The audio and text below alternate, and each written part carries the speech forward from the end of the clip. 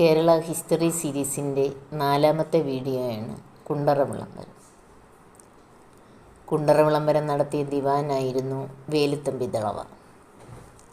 1802 മുതൽ 1809 വരെ തിരുവിതാംകൂറിൻ്റെ ദളവ അല്ലെങ്കിൽ പ്രധാനമന്ത്രിയായിരുന്നു വേലുത്തമ്പി ദളവ. ആ സമയത്ത് തിരുവിതാംകൂർ ഭരിച്ചിരുന്നത് അവിട്ടം തിരുനാൾ ബാലരാമവർമ്മയായിരുന്നു. രാജാ കേശവദാസന് ശേഷമാണ് വേലുത്തമ്പി ദളവ തിരുവിതാംകൂറിൻ്റെ പ്രധാനമന്ത്രിയാകുന്നത്. 1764 തമിഴ്നാട്ടിലെ കന്യാകുമാരി ജില്ലയിലെ കൽക്കുളത്തിനടുത്ത് തലക്കുളത്ത് വീട്ടിലാണ് വേലുത്തമ്പി ദളവ ജനിച്ചത്. അദ്ദേഹം വേലായുധൻ ചെമ്പകരാമൻ എന്ന പേരിൽ അറിയപ്പെട്ടു.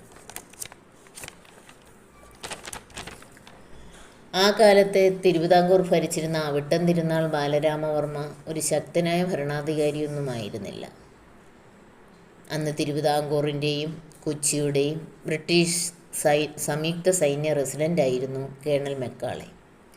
ഇദ്ദേഹത്തിൻ്റെ നേതൃത്വത്തിലുള്ള ബ്രിട്ടീഷ് സൈന്യം പതുക്കെ തിരുവിതാംകൂറിൻ്റെ ആഭ്യന്തര കാര്യങ്ങളിൽ ഇടപെടാൻ തുടങ്ങി. അവർക്കെതിരെ വേലുത്തമ്പി ദളവ പ്രതിഷേധിച്ചു. തുടർന്ന് ബ്രിട്ടീഷുകാർക്കെതിരെ സമരം ചെയ്യാൻ ജനങ്ങളോട് അദ്ദേഹം ആഹ്വാനം ചെയ്തു. അതാണ് പ്രസിദ്ധമായ കുണ്ടറ വിളംബരം. 1809 ജനുവരി 11 ഇളമ്പള്ളൂർ ക്ഷേത്രത്തിൽ വെച്ചാണ് കുണ്ടറ വിളംബരം നടന്നത്. 1809 മാർച്ച് 29 മണ്ണഴി ക്ഷേത്രത്തിൽ വെച്ച് വേലുത്തമ്പി ദളവ ആത്മഹത്യ ചെയ്തു. അരിശം തീരാത്ത ബ്രിട്ടീഷുകാർ അദ്ദേഹത്തിൻ്റെ കബന്ധം തിരുവനന്തപുരത്തെ കണ്ണമ്മൂലയിൽ വെച്ച് തൂക്കിലേറ്റി.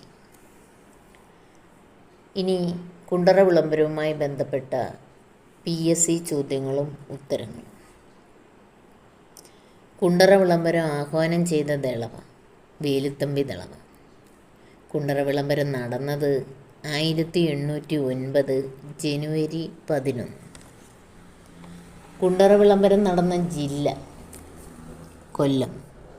കുണ്ടറ വിളംബരം ഏത് ക്ഷേത്രത്തിൽ വെച്ചാണ് നടന്നത്? ഇളമ്പള്ളൂർ ക്ഷേത്രം.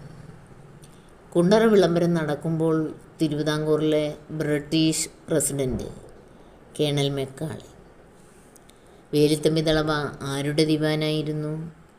അവിട്ടം തിരുനാൾ ബാലരാമവർമ്മ. ദക്ഷിണേന്ത്യയിലെ കൊളോണിയൽ വിരുദ്ധ സമരത്തിൻ്റെ നാഴികക്കല്ല് എന്നറിയപ്പെടുന്നത് കുണ്ടറ വിളംബരം. വേലുത്തമ്പി ദളവയുടെ സ്മാരകം സ്ഥിതി ചെയ്യുന്നത് മണ്ണടി.